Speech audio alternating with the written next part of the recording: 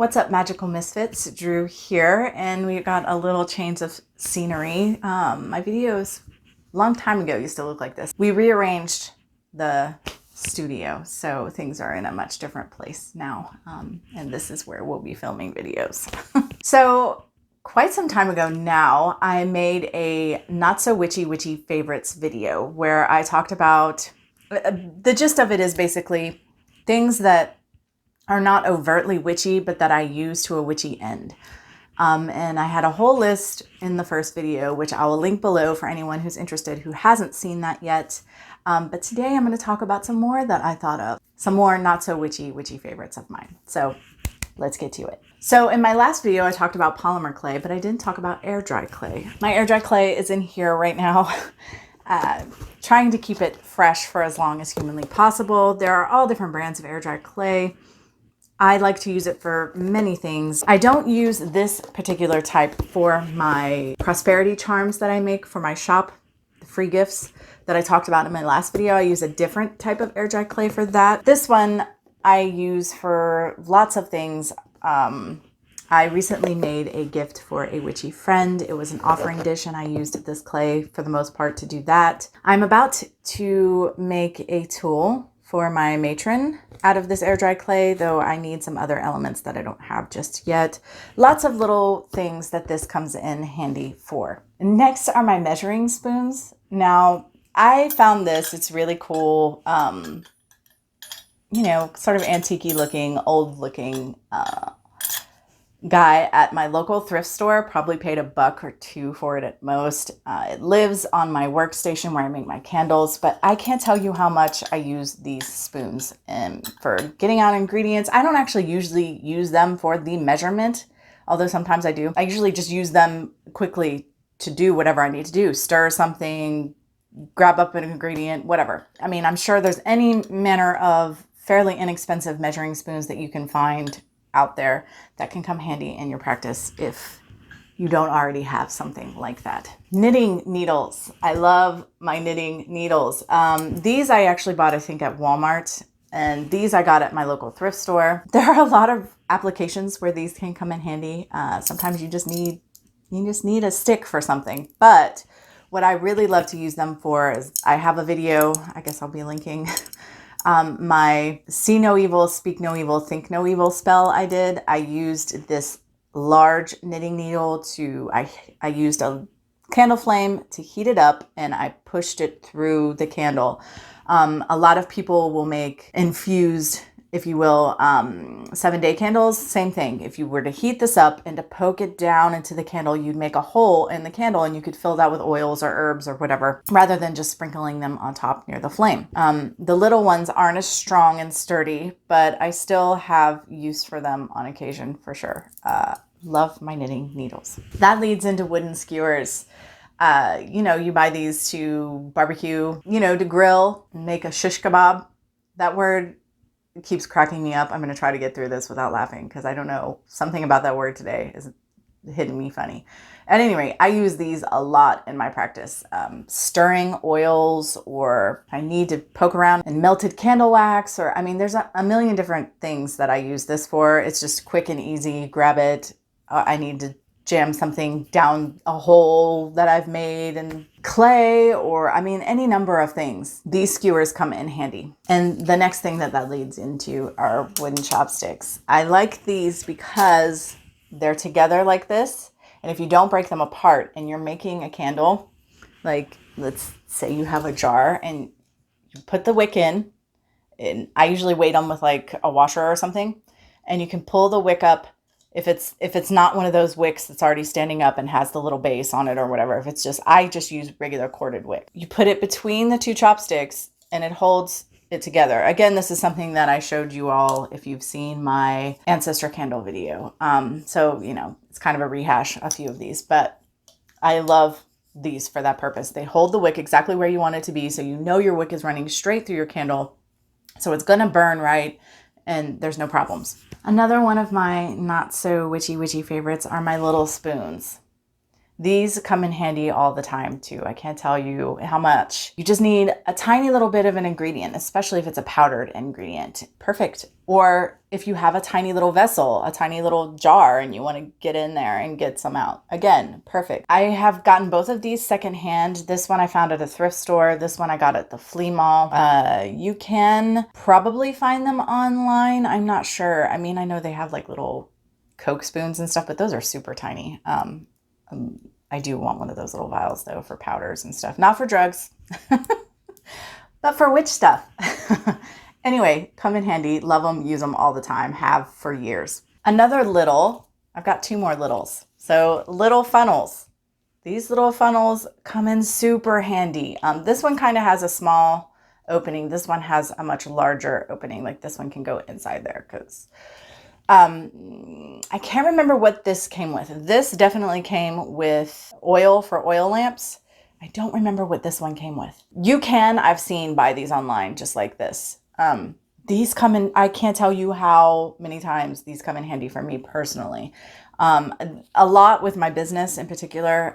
I have little vials that I put like ground selenite and ground kyanite in, and I have a little bit of bigger, I think that 1 ounce or 1.5, maybe 2 ounce bottles that I put iron filings and garnet granules in, granulated garnet. These are perfect for that. But I mean, I use them in spell work and stuff too on occasion. They come in really handy. I love them. The next thing is little dishes. Like, I am forever buying little dishes at my local thrift shop, and I've got a million of them, but here's a small cross sampling, okay? So I've got this little butterfly glass dish. I've got this little round glass dish. This is probably a candle holder. And this may be as well, but it's not the most sturdy if it is. I've got this metal pot dish, this little glass leaf dish for, you know, whatever. I don't even know. What would you use this for in real life? This is actually a saucer from a Cup and Saucer. This is a little metal dish that I got. I usually use it for like burning bigger candles on. This has been used for many a spell, which you can tell by how beat up and manky it is. I got this little tiny wooden bowl and a little tiny wooden dish and this glass it's a candle plate, I believe. I've got a couple of those. Oh, these metal, this is the top of a tin, but it works for me. I use it as a little dish, and I use these little dishes in spell crafting. I use them to hold herbs. I use them in videos when I'm displaying the herbs that I'm going to be using. I get a lot of use out of them, and most of them were very inexpensive or repurposed. Like I said, a lot of them, the vast majority of them were picked up off of the shelf at my local thrift shop. So, 50 cents, a buck, maybe. Another thing I get at my local thrift shop, which I've seen a couple other witches do this too, so I think that's awesome, are scarves that I use as altar cloths. So this is actually folded in half. It's huge. I use it as an altar cloth. It probably, all of these would have cost anywhere from $1 to $2. The very most I've ever paid is $3. This purple one with all these they remind me of stars, these little glitters on there. It's a big long one. There's this one. It's a nice squared shape.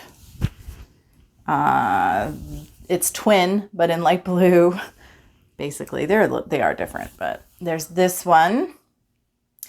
And there's two on the altar at the moment. One is a very thin runner-like, and it's multicolored. And the other one is more like the purple one I just showed you, long, but nice and big. And it's just a neutral cream color. That's a nice backdrop for anything else. And yeah, really cheap and easy. And I can't bring myself to buy altar cloths that cost huge amounts of money just because they have a pentacle or something on them. I mean, they're lovely. I like them. This is the only one I've ever bought. I bought this little Green Man one, and I love it. I do love this kind of thing, but I think I paid $10 for this, and it's tiny. I paid, $2 for ones that are like 4 times this size, 5 times this size. So to me, it just doesn't make sense. These plastic bottles, condiment bottles. Now, yes, it is a plastic bottle, but I can use the thing forever.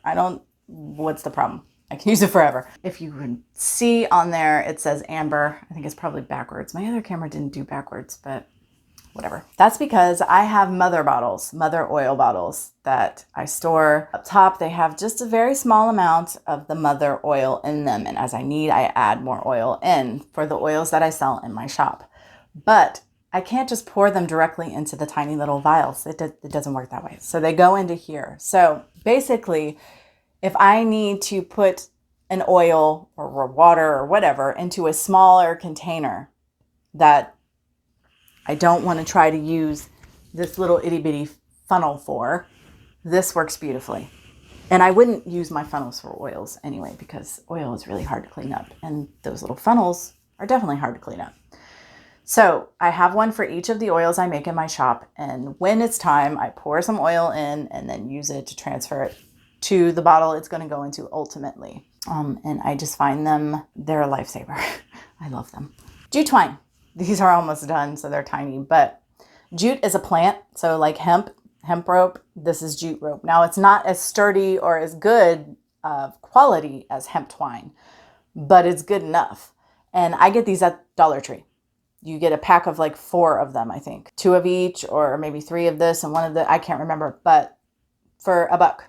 I use this all the time in my crafting. Anytime I need twine for anything, just about anything, I use these so much. And it's a nice resource. I like that I have the 2 colors too. And I love that it's a plant material. It's plant-based. Another dollar store purchase, Dollar Tree, are these little tins. Now, the front plate is plastic, but again, I can use these forever and ever. As long as I take care of them, it's not a problem. They're magnetic.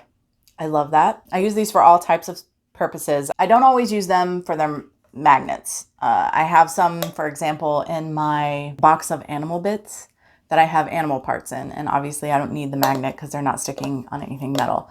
But I also keep some up in the studio. I can keep herbs in there or whatever. I have a couple on the fridge in the kitchen. I put dried mint or cinnamon basil from my yard that I've harvested during the season and have them there so I can use them to make loose tea. It's nice that they have the magnet if you have a place to utilize that. And it's also nice that you can see inside and see what's in there. I love this little compact mirror. It was pretty inexpensive, but it's just a mirror. Beauty is the idea behind it, but obviously I use it for other things. I use it in my craft whenever I need a reflective surface. Obviously I have never done like spell on top, or I don't do anything to the mirror. So if I wanted to do a spell where I wanted to actually incorporate the mirror in a way that might damage it, or that it would forever be a part of that spell, I wouldn't be using this, but it comes in handy a lot. And even the back is really reflective, even though it's not a legit mirror. It's, I can see myself in it, even though it looks like a funhouse mirror.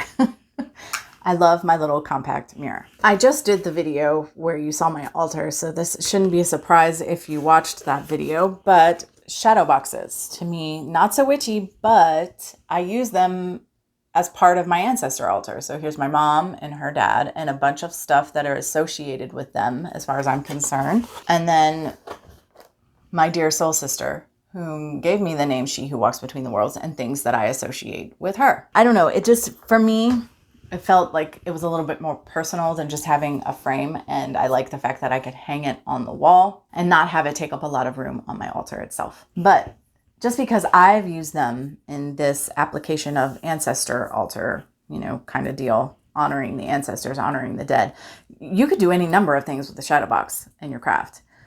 Protection spell could live in there, prosperity. I mean, there's any number of ways that a shadow box could be used. They came in a pack of 3, and so I still have 1 and it's waiting. And when the time comes,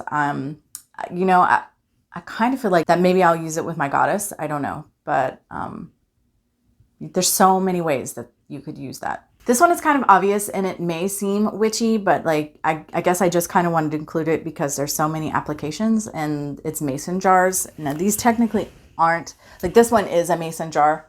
It even says mason on it.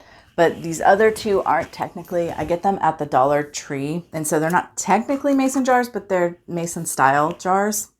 The reason that it's nice that they're not actually, well, this is actually a Kerr jar, but it has, you know, mason jars have the texture on them because they have wording, lettering on them. These do not. So, you know, obviously use them for storing herbs or doing spells or what have you, making witch jars. But I also love to use them in this kind of application where I make a lantern. So you've seen this, if you've seen my Midsummer video, my little fairy lantern I made out of one. But I also have earth, air, fire, water, so that if I want to do outdoor ritual, I don't have to worry about candles blowing around in the wind. I can mark the quarters this way and just also have a nice ambiance. So I love these jars. There's so many things that can be done with them. They're very versatile and very witchy. The next thing is my electric coffee grinder. Now, I do love my mortar and pestles. I do collect them. They are my favorite tool probably of all time. So I use them extensively in my practice. But sometimes there are things that are just don't want to break down into the fine powder that I want them to break down in. You know, grinding up a lot of herbs and resins is great, but grinding up, for instance, cedar bark so that I can have powdered cedar bark, like a beautiful fine powder, like talc powder, I just cannot do that in my mortar and pestle. Not fully, but I can in here. So I love this thing. I like to grind up my wild thistle in here and my cedar bark. I can't think of anything else off the top of my head because most things, like I said, I would prefer to do in a mortar and pestle, but this is invaluable to me personally. And last but certainly not least for this episode of Not So Witchy Favorites is glycerin. And I'm sure you've heard all about it. This is Equate brand. I've heard other witches saying you can get it at Walmart, though it's not at my local Walmart. So maybe like Walgreens, or I don't know, you can order it online for sure. But glycerin is just something that you can add to your oils or your waters or things like that to preserve the shelf life longer, a lot longer. So it's a nice thing to have on hand, and it's not really meant to be used in this way. Like you can use it medicinally. It's like you could put it in your bath to soften your skin or put it in lotions and stuff if you make. They also have it, I know I've seen it. It's a lot more expensive at places like Michael's or, you know, we have like a party store down the street because you can add it to certain, I don't know if you add it to candies, cakes. I don't know what you add it to, but food, obviously. Baking. It can be used in baking. I don't know, but it's great for doing witchy things. Yeah, so that's it this time, guys. Again, I'm sure there's more things and I will have another video at some point. Maybe I'll do these once a year or something. I don't know if I have that many things. There are lots of things, so many things in this world that aren't overtly witchy, that just aren't automatically witchy, but can be used to do lovely witchy things. So I'm sure I will have more input on this topic in the future. Thank you so much for watching, and until next time, much love and gratitude.